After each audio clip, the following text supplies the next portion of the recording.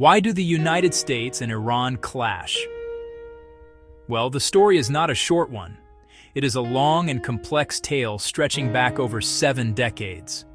The conflict is woven from threads of history, politics, national pride, and deep-seated fear. It is defined more by fractures than by fleeting cooperation. To understand today's tension, we must look back to a pivotal event that planted the seeds of mistrust.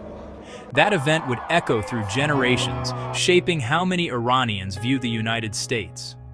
It fundamentally altered Iran's history and set the stage for decades of animosity. A key moment that poisoned relations occurred in 1953. Iran had a democratically elected leader, Mohammad Mossadegh. He sought control of Iran's oil from foreign companies, mainly British. The United States, gripped by the Cold War, feared Iran might fall under Soviet influence. Washington also sought to keep Western access to Iranian oil. Those fears and interests drove a covert American response. Working with British intelligence, the CIA orchestrated a coup. They helped overthrow Mossadegh and restore the Shah's full monarchical power. For Washington, it was a success in containing communism. The Shah became a close American ally for a quarter century. He bought billions in American weapons and served as a bulwark against Soviet expansion. The U.S. viewed him as a modernizing force. For many Iranians, it was a profound betrayal. They saw the U.S. destroy their young democracy for oil and geopolitics.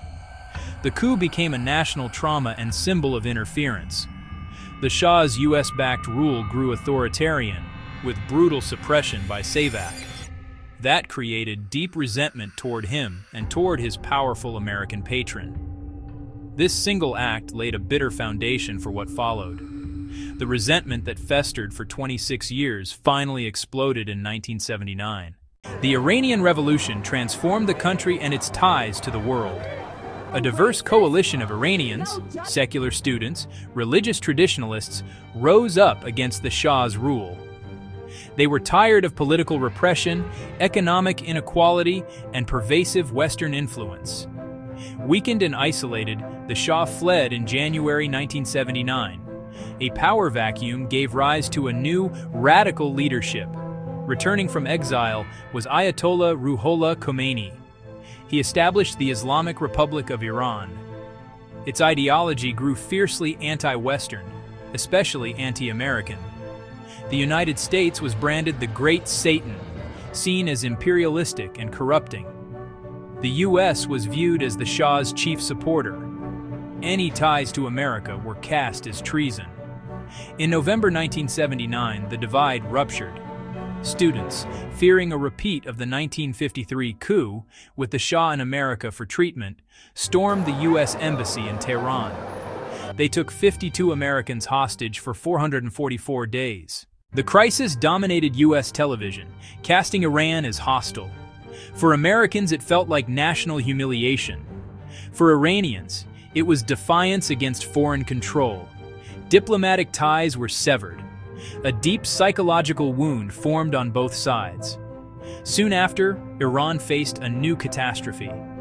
In 1980, Iraq invaded Iran, starting an 8-year war.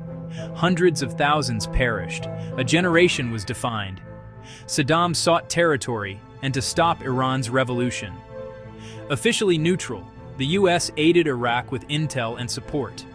Intelligence, economic aid, and military technology flowed. Tehran saw America backing an aggressor using chemical weapons. After the war, U.S. sanctions escalated sharply. They restricted trade, finance, and global access. Iranians argue broad measures punish ordinary people. Medicine and food became harder to import. Starting a business, even payments became a struggle. Many see sanctions as coercion echoing 1953. In the 2000s, the nuclear issue moved to center stage. Iran's program drew global scrutiny. Tehran insists it is peaceful, power, and medicine. The U.S. and allies feared a covert weapons path. A nuclear-armed Iran, they argued, would upend the region, threatening Israel, Saudi Arabia, and triggering an arms race. Pressure and sanctions mounted for years. In 2015, the JCPOA set strict limits and inspections. In exchange, sanctions relief arrived. The breakthrough proved short-lived. In 2018, the U.S. withdrew, calling the deal flawed. Maximum pressure returned with harsher sanctions. Iran exceeded limits of a deal it no longer benefited from. Escalation brought both sides close to direct conflict. Another front is the struggle for regional influence. Iraq, Syria, Lebanon, and Yemen. Iran backs militias to project power and deter threats. It funds and arms Hezbollah in Lebanon, among others. The U.S. sees this as destabilizing and threatening allies. Iran sees U.S. forces and alliances as direct threats.